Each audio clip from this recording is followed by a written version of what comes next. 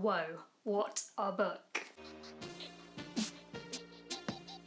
So hey, let's talk about Six of Crows. So this is the first book that I've read in ages that I've really loved. See, it's about 6 characters that group up in this fantasy world to do a heist. And now I'm just completely addicted to LEIGH BARDUGO. Just addicted. It's a really thorough world, so you feel completely immersed within it. There is a lot of vocab to learn, and people say you don't need to read the Grisha trilogy before you read this, but I kind of wish that I had.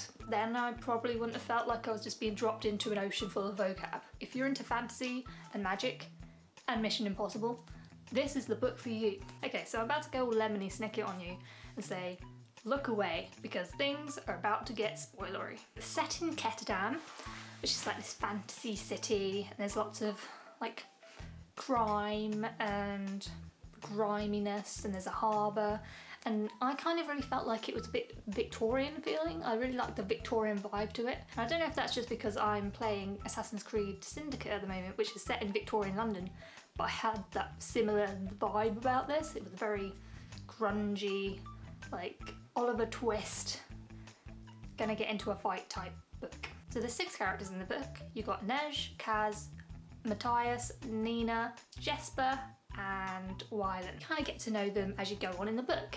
So straight away, my favourite character was Nej. I just thought she was so cool and collected and seemed very wise. Yeah, so Nej was definitely my favourite character to start with. As I read the book, they all grew on me. I love all the characters in this book. So the characters in the book are a gang, but you can kind of see a relationship building between them. They're kind of grouped into different relation groups. So for romance, you've got Matthias and Nina. So Matthias is this soldier who's from Fjerda, and he has this real thing against the Grisha. So Grisha people are people that can do magic, and he's just very bigoted, prejudiced. He's been brainwashed, and he kind of uses witch and demon as derogatory terms against some of the characters. Nina is a Grisha heartrenderer, or heartrender, and it's kind of they love to hate each other, but there's kind of a romance there as well. And then you've got Nej and Kaz, who've kind of got something going on. And then you've got Jesper and Wylan. So Jesper's like this gambler who's fallen into crime, and Wylan's this really rich kid. And they're kind of like yin and yang. Jesper's always messing with Wylan. So they're just a really cute duo, and they're so protective of each other. So I'm really looking forward to seeing how that evolves in Crooked Kingdom, which I haven't read yet, so don't spoiler. So then you've got your friendship groups. So you see the friendship build between Nej and Nina throughout the book, because of this different scenarios they get into. And then you've got Kaz and Jesper. They're also friends. Jesper kind of has a jealousy thing going on because Nej always seems to find out information before he does. It doesn't really kind of kick in until you're like halfway through the book. You're learning about all the different relationships and how these characters have evolved over time. That's what I like about a book. It's not about the plot or anything. I like to know about the characters. So there's so many good scenes in this book. So it kind of really kicked in when Matthias was broken out of prison. That's when it was like, yes, this is going to be fun. And then Nej, when she was climbing up that incinerator, all the flashbacks with Kaz and Nina. I love a good flashback, so yeah, it was really nice to see their past. Also, when Nej stands up to Tante Helene, what a great scene. I love that moment when she's just like, yeah, I got ya.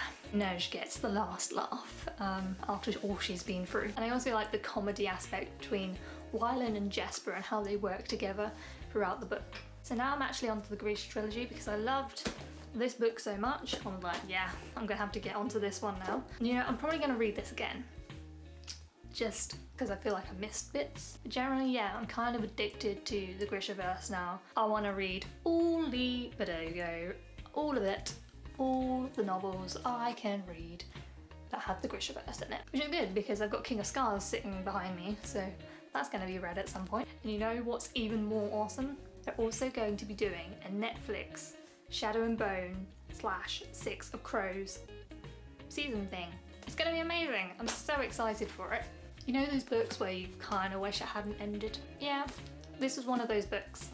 I wish that I could have kept on going and going. But then I guess there's Crooked Kingdom, so that's still to come. That's all awesome. I'm probably gonna read Crown of Midnight next, just to kind of give me a break from the GrishaVerse, even though I love it. I probably shouldn't binge read it all in one go. Anyway, How are you guys doing today? Did you like Six of Crows? Are you mega excited for a Netflix series like I am?